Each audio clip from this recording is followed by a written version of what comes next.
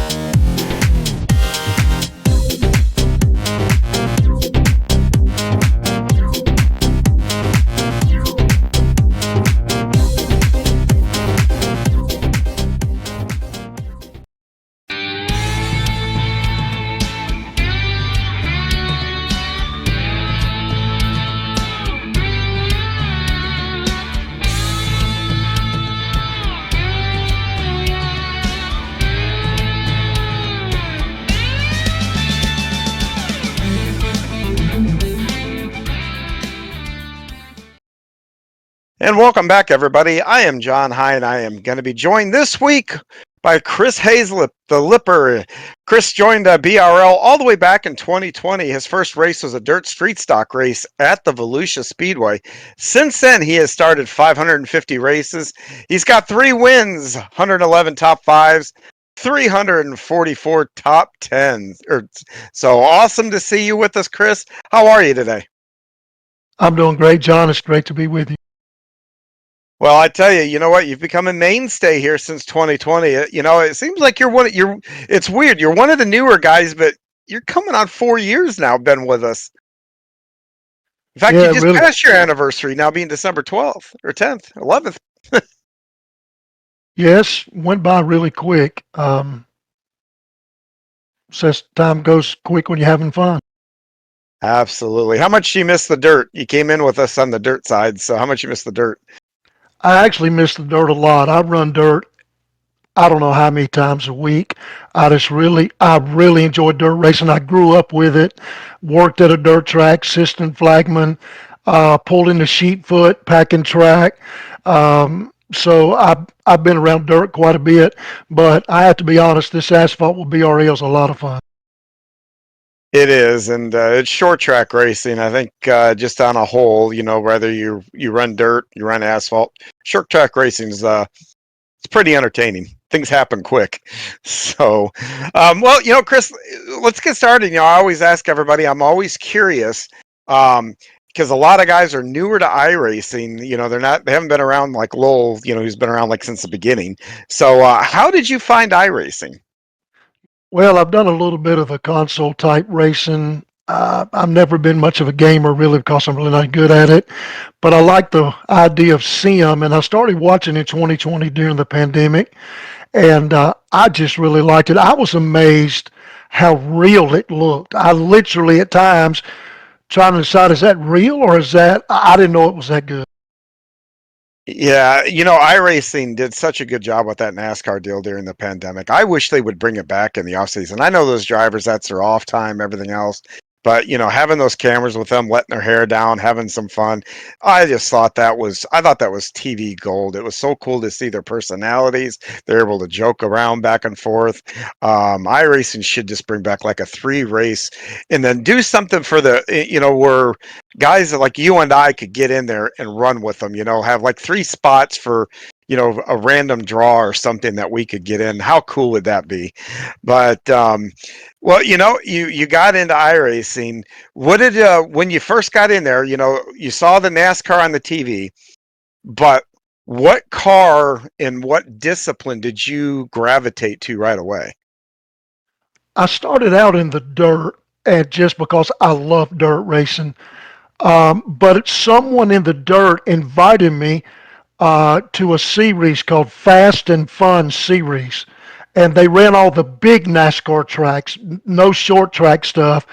And, you know, I'd get lapped every race. I'd get bored in the 100 lap green flags.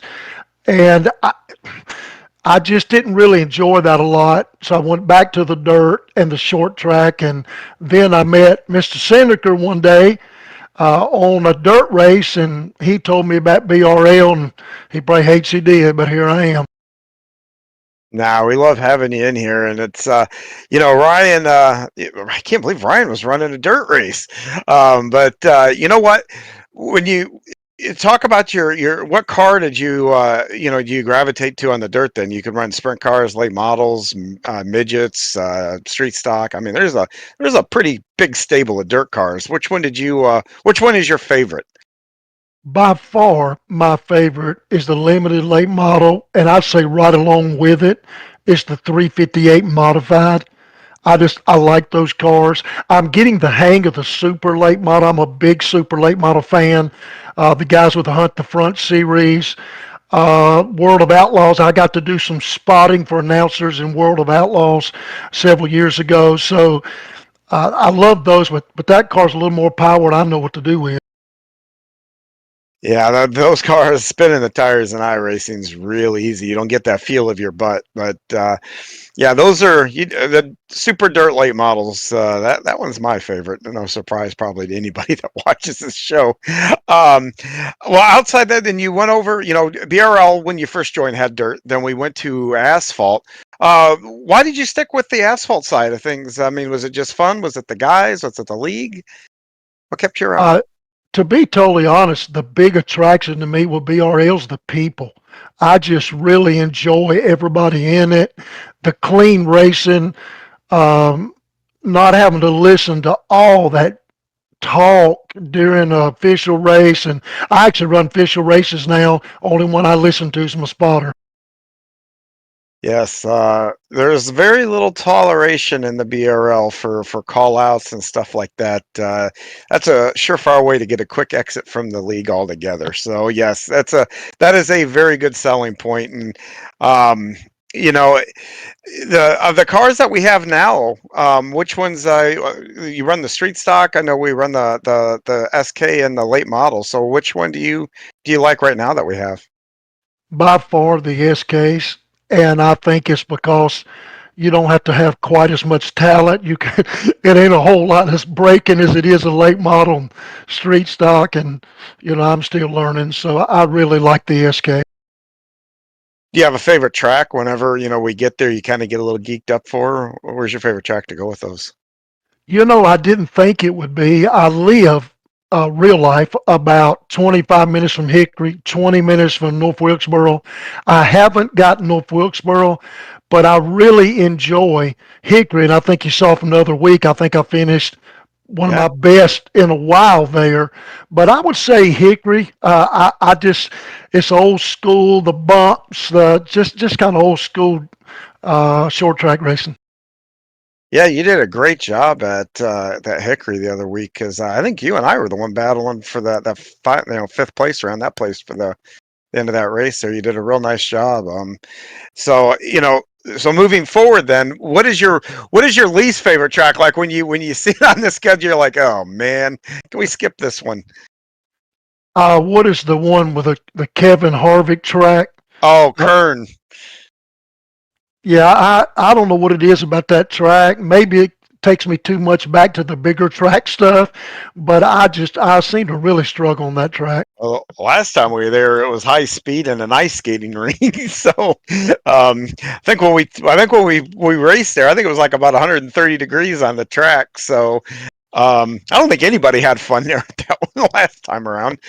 Well, I tell you, that I can see that track though because that is almost like a super speedway for short track. Very very difficult to get around. So important that you got to keep your speed up there. Outside of those two, how about in the real world? What kind of racing do you mentioned, you did things for the World of Outlaws, so I got a feeling the series and the racing that you follow is probably dirt. I do. I do a lot of following dirt on YouTube. I actually have several drivers. Some of them are up and coming. I enjoy watching as they develop on YouTube. Um, I really enjoy. I don't know if you remember a guy in dirt racing. You may. His name was Mike Head. I don't know if you. Yes, ran the 54 car. I know. I knew Mike. Yeah, Well, I got to drive his super late model at a little nice. track in Georgia. It was a two-seater. He didn't ride with me, and I think the reason he didn't probably because he thought I'd kill him. But I got to drive his two-seater. Got to know him really well. Of course, he passed away a while back, but he was a good friend.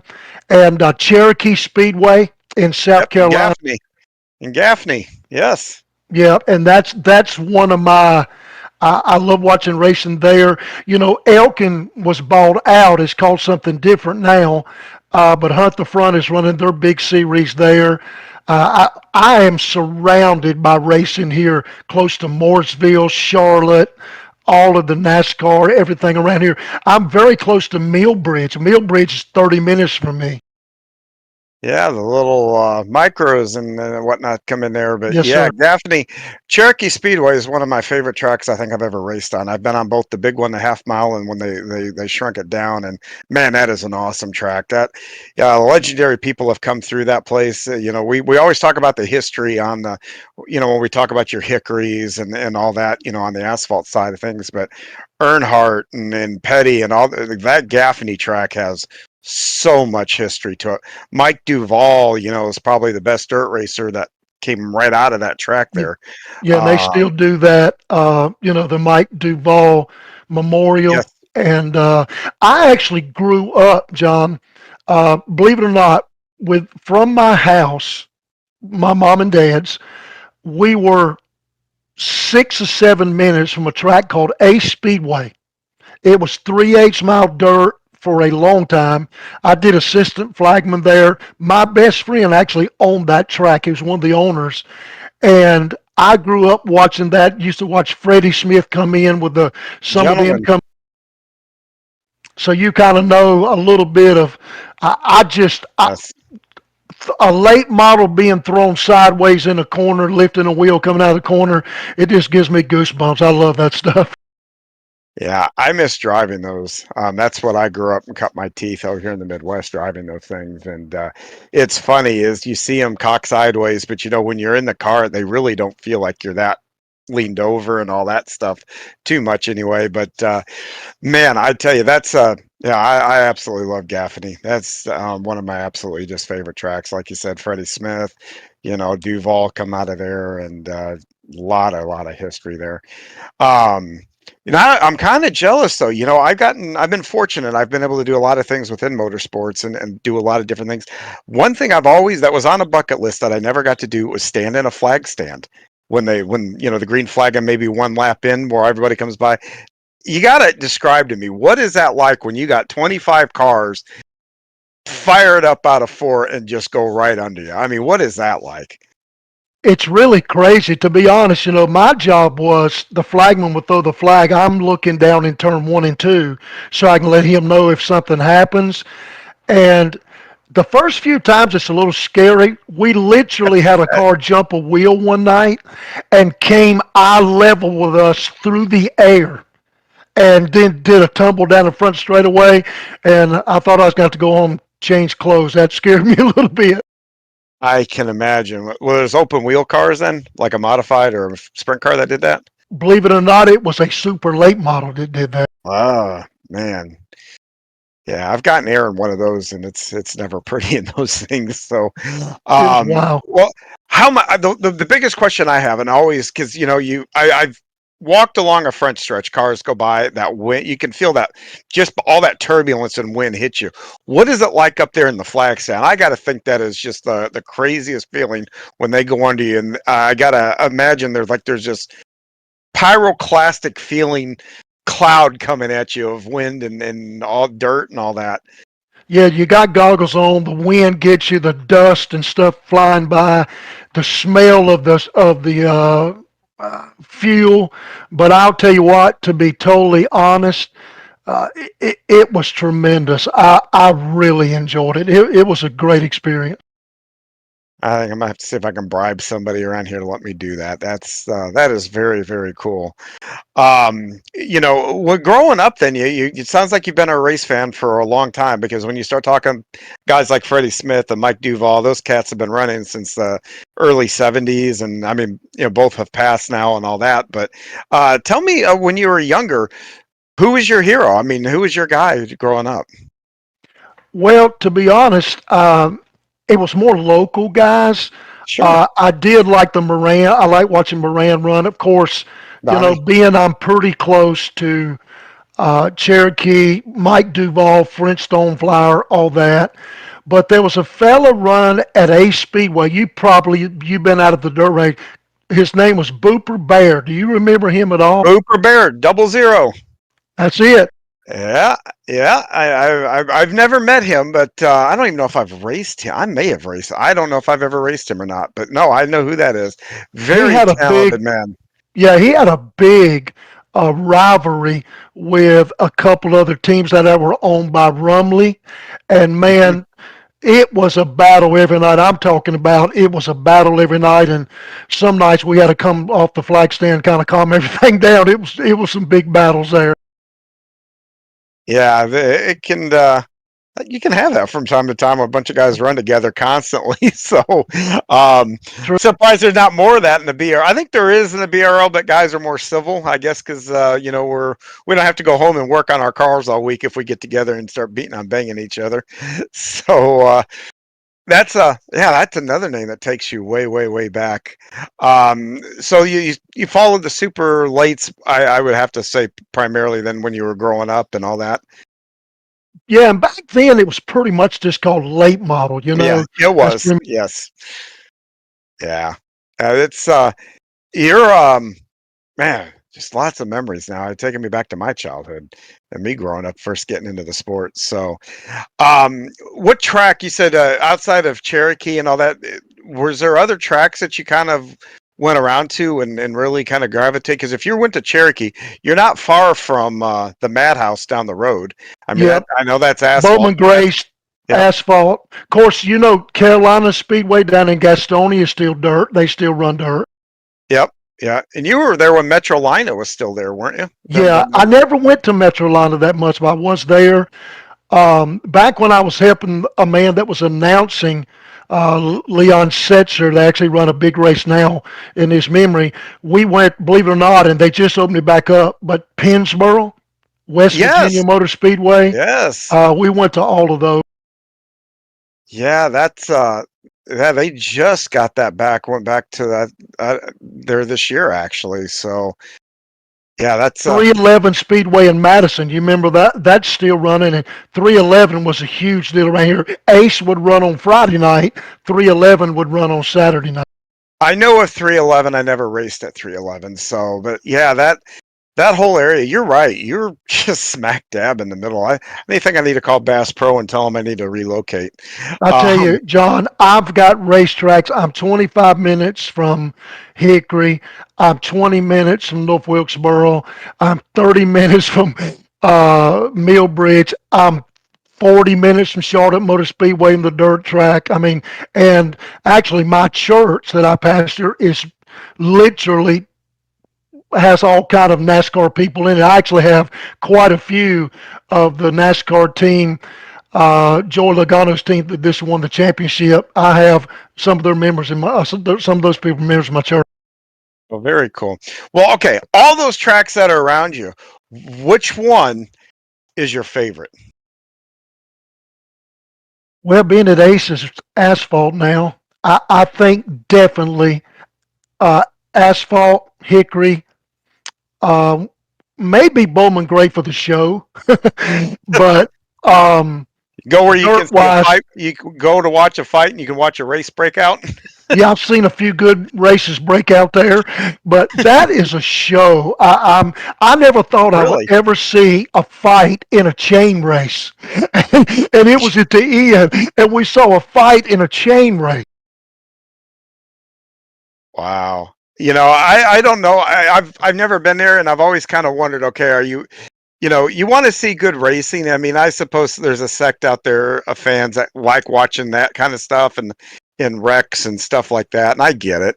But I've always kind of wondered what that'll be, what that would be like actually being out there. Well, What do you think the cup boys are going to do there when they come there? What is it in February? yeah, well, one thing, I hope they get some warm weather in February because we can be pretty cold right here in You know, February. I have wondered that. Yeah, you know, honestly, you're going to have to bump people out of the way to pass. I mean, that's just the way it's Yeah. going to be. So it's definitely going to be. You remember how maybe Richmond was before the repaving when you just almost had to move people out of the way? Yeah, back not even, but before the configuration, when it was just the half mile, like the fairgrounds, Richmond.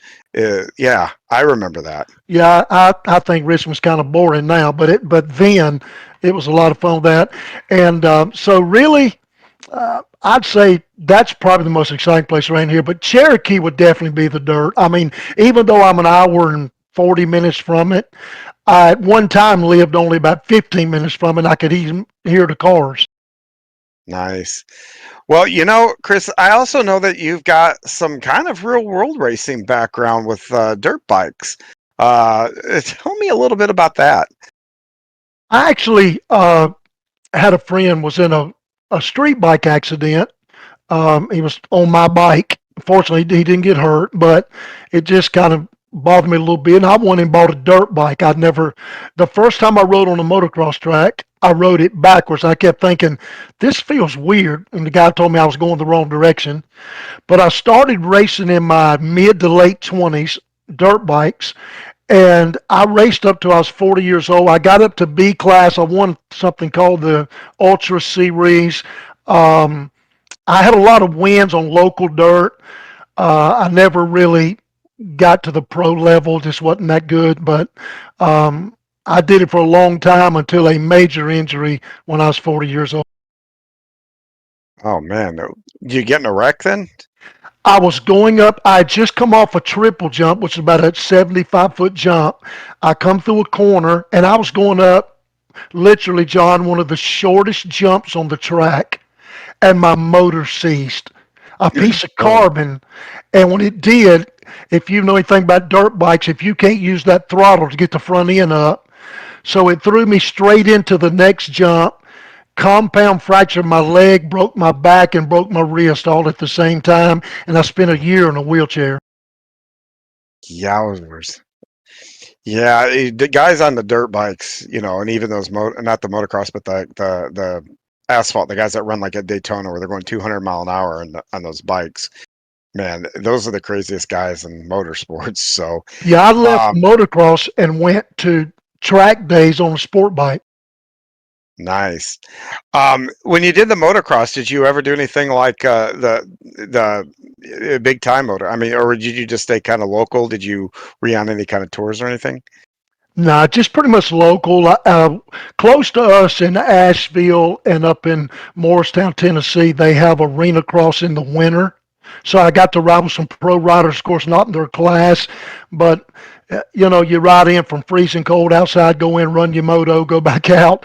But I never really advanced in it that much. I just did it for a lot of years and had a lot of fun.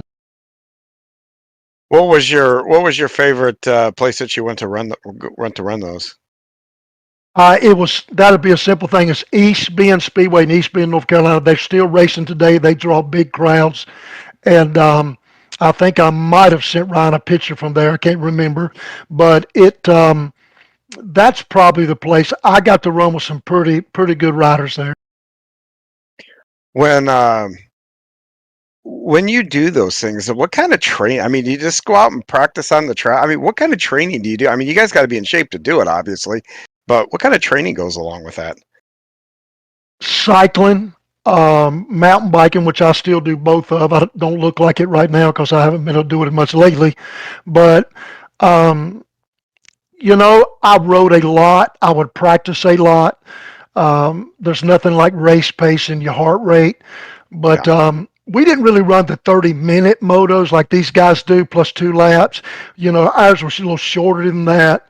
And usually you could tell who the guys were the ones that were in good shape. It made a difference on where you finished at. Yeah, but like when you practice jumps and all that kind of stuff. I mean, where do you I mean, I guess you just go to the track and you get a little bit of warm up.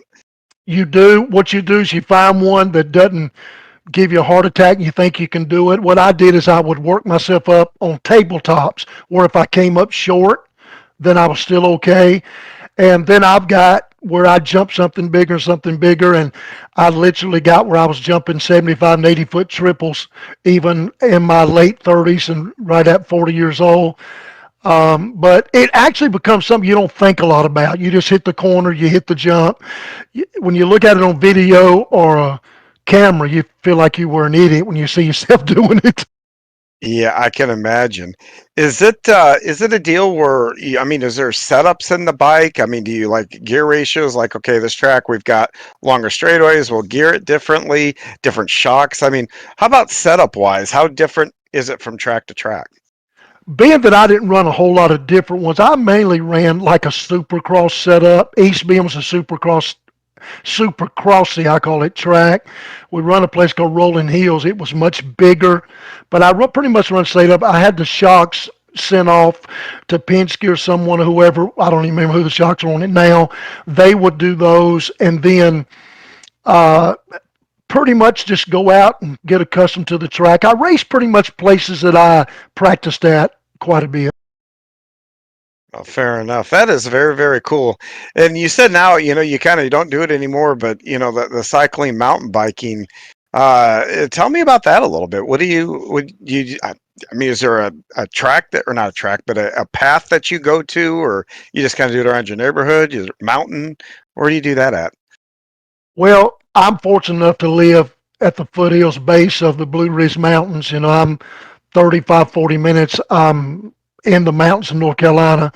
but I do a lot of mountain biking places. We have a place called Lake Norman State Park. Some of the people that may have heard of this is a place called Solly DuPont. They are in the Smoky Mountains, not far from us. I mean, I love it for you can just ride through those woods. An hour ride in, you're up on some edge somewhere looking down at a blue and green lake, nobody around, scenery's beautiful. And, just climbing up there, you will think your lungs are going to come out your throat. But once you get there, it's really nice. How long do you usually go out? If I do a road ride, I like to try to do 2 hours. I like to try to at least get 30 miles in. If I do a mountain bike ride, it's usually about 15 miles and about the same. The longest mountain bike race that I've done, I did a 30-mile, about 4,000 feet climbing race on a mountain bike, and that was just last year, actually. Good Lord. So you're running up the hill and not down the hill. And if you're when you're talking, going up it. So man, I actually like watching the Tour de France every year, and it amazes me what those guys do. Some of the peaks and valleys and everything that they do going in that race. Um, you talk about the air getting thinner and stuff like that. So how do you train for that? Is it just doing it day after day and you just kind of get used to it, or is there anything special you do? It is, and we have something called functional threshold power, which what we do is I can get on a trainer, do programs that help me to train to deal with climb and do all that. Um, I am amazed at how good people are on those bicycles. I'm sort of like I am in, BRL. I just hope I keep up and don't get lapped.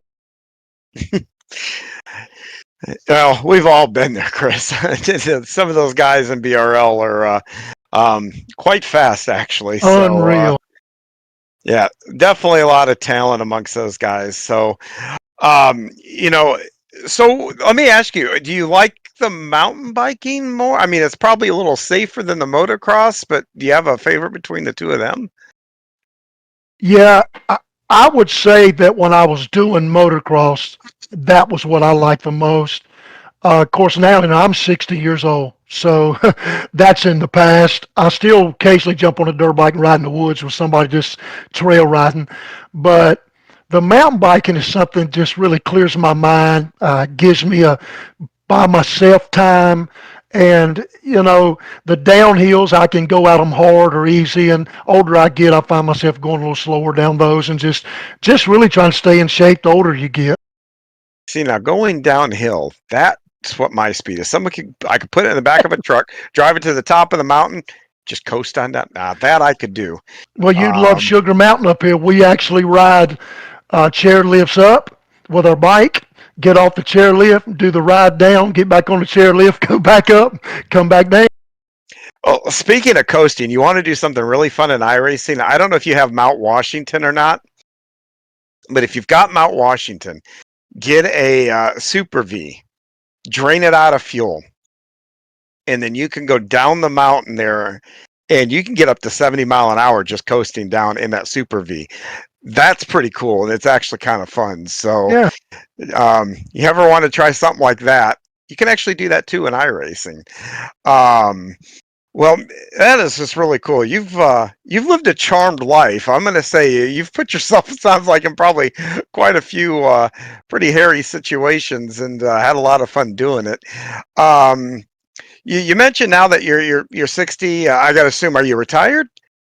No, I actually pastor a Baptist church now. I've been in the ministry since 20 years old. I've been pastoring church 36 years, and so I'll take another glance at it at 62 and kind of see. But that's kind of where I'm at now. How about family? Married, children? How many of those? How many children you got, if you got any? My wife and I have been married 40 years. Well, We got married when we were congratulations. 20. I met her in college, and she talked me into marrying her. And but I have one daughter, and my daughter actually picked up a golf club for the first time at 16 years old.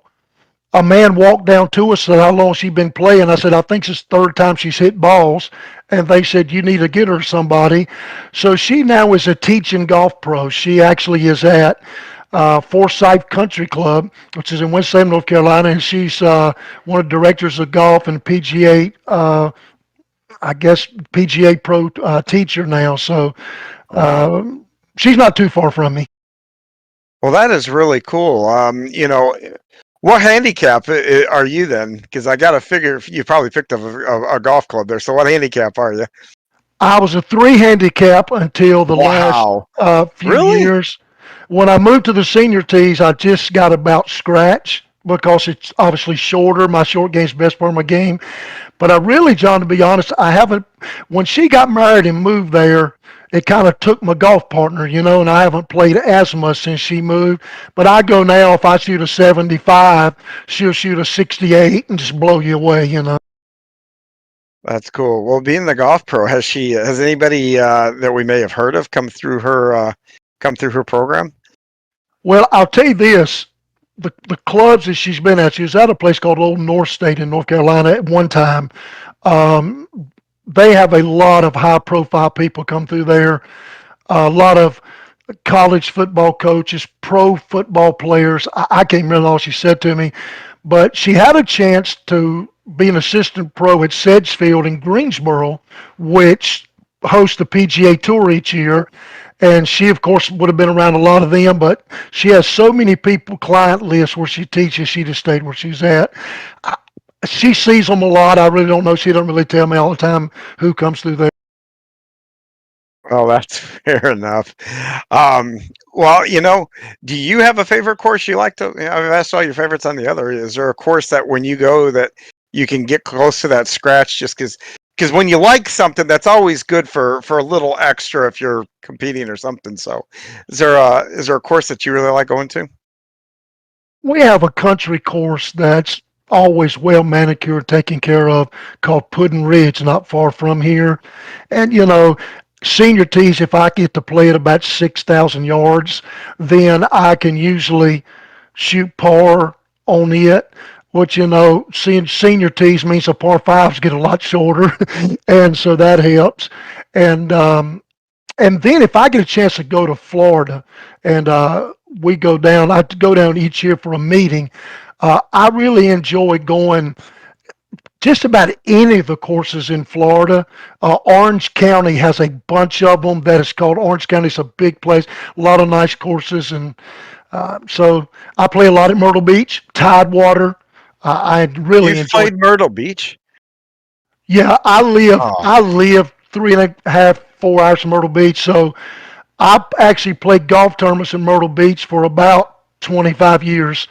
Um, most of, I've heard most of that's the, a nice course.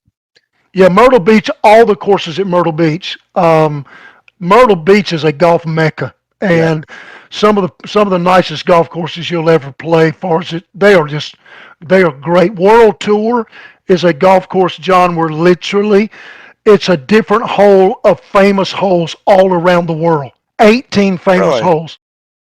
How cool is that? There was another one that I almost got a chance to go to. I think it was on Emerald Isle too, and I didn't get a chance to go over there. But yeah, there was one in Myrtle Beach, and that might be the one that you're talking about that has all those different ones. That's one that I'd like to get to. It's Um, called World Tour. It's a lot of fun. Tour.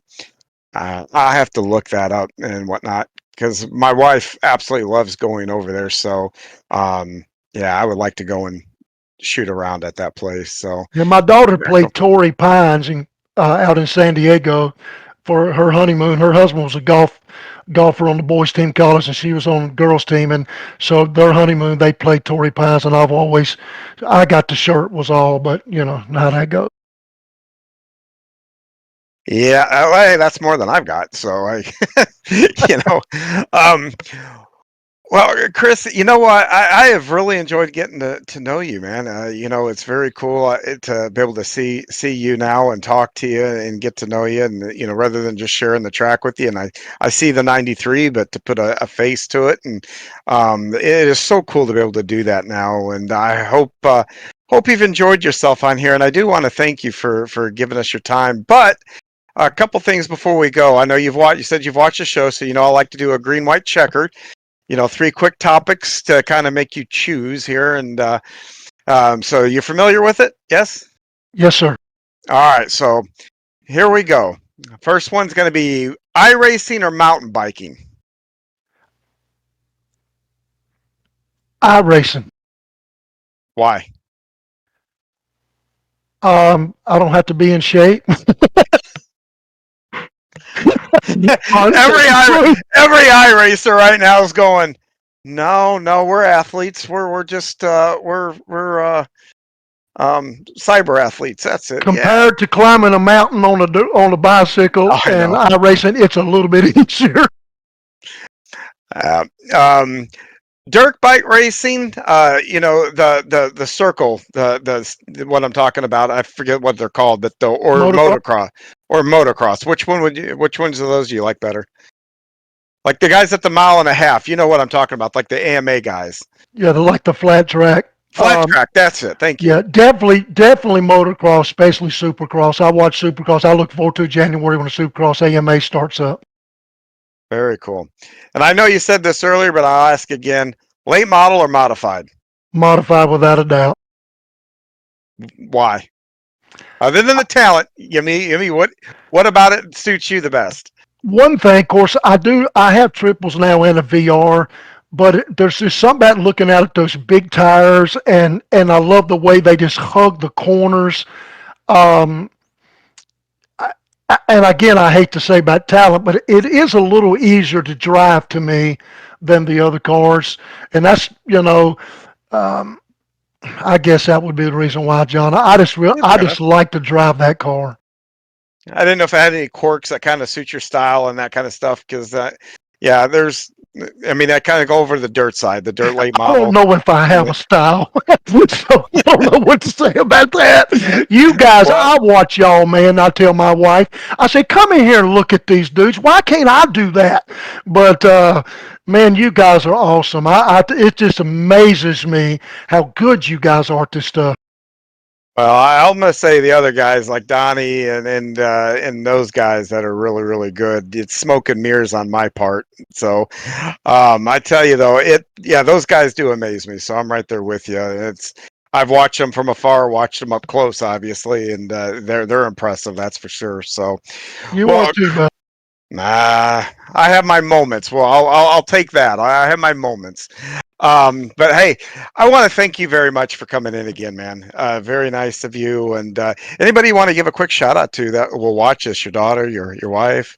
Well, my wife, and I'll just say this, okay, no, we got to go here. You can tell I'm a preacher. I talk a lot. No, you talk all you want. This is all about you, man. Talk all you want. My wife does not miss a broadcast.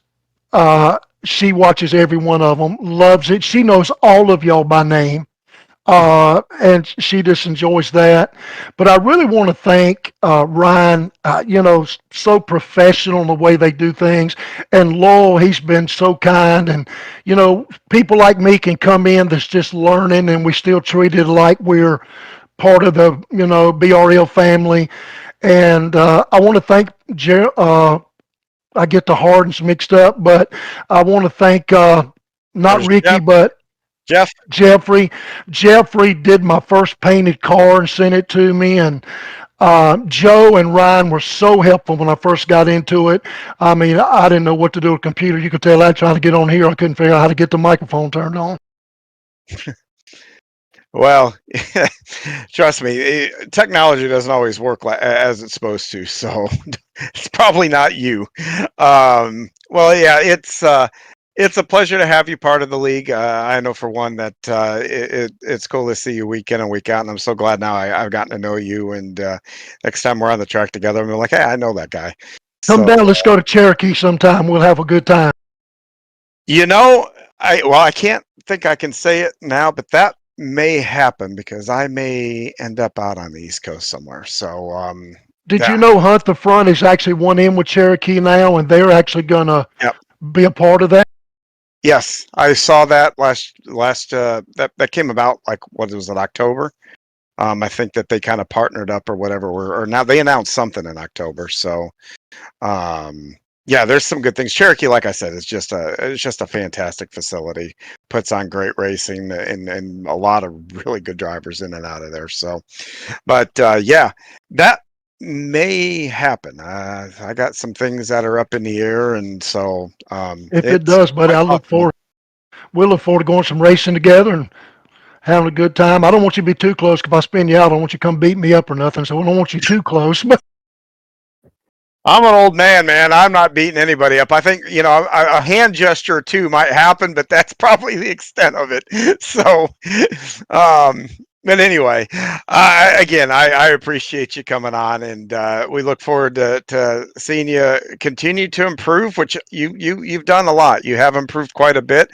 There's a lot of guys that have those same stories. The guy that just won the SK, Todd Liston, he came in from where he was when he came in to where he is now, night and day. And there's a long list of guys like that. So keep with it. Trust me, good things will come. So, well, John, I hope you, Ryan, everyone has a wonderful Christmas, and we look forward to seeing you guys in January back on the track. And just want to thank Lowell and everybody, and I appreciate. It's just I'm having a lot of fun, so thank you very much. you know what? This is a hobby. That's what it's supposed to be. A lot of fun. So mission accomplished. So, um, well, anyway, I'll wrap up the show right there, and just as Chris mentioned, there's no VGN racing now until after the first of the year. BRL will be back in on, I believe it's the 4th, but next year we have got a packed lineup. We're going to have OBRL on Sundays, Yesteryear on Tuesdays, Red Light on Thursdays. So a lot of really cool things, and of course, we're still going to do this little show we do here on Tuesdays. That'll drop on Tuesdays. So a lot of cool things. Keep it locked here at VGN for all those things. So I'd like to thank you and thank all of us for you guys for watching our conversation with Chris this week. And next week, we will have Adam Shane as our guest. So please tune in next week. And until then, have a great week. Coming up on VGN, we have wrapped our broadcast schedule for 2024, and what a fun year it was. We have a huge lineup of leagues to broadcast in 2025, and we are looking forward to those. Meanwhile, our very popular podcast will continue on through the holiday season. On Tuesday, December 24th, VGN Weekly will air at 9 a.m. Eastern with special guest Adam Shane from the Bootleg Racing League. Coming next year to VGN, BRL's Outlaw SK Modifieds and Late Models will return for all new seasons on January 4th. Red Light Racing's Skitter Creek SK Modified Series will debut its season on January 9th. The OBRL's NASCAR Cup Series will begin its 36-race schedule on February 16th. The inaugural Yesteryear Racing IROC Series will fire up on February 18th, and the VGN debut of Yesteryear Racing's 1966 Tour Modified Series will kick off on February 25th. You can see our full schedule at virtualgrip.net/calendar. Thanks for tuning in to this episode of VGN Weekly. Join us next time for race recaps, interviews, and much, much more. Please like and subscribe to the channel and ring that notification bell so you don't miss any of our broadcasts. If you are a league owner or potential sponsor and have a broadcasting need, please visit virtualgrip.net for info on how to get in touch with us. This has been a production of the Virtual Grip Network and the Skitter Creek Motorsports Group.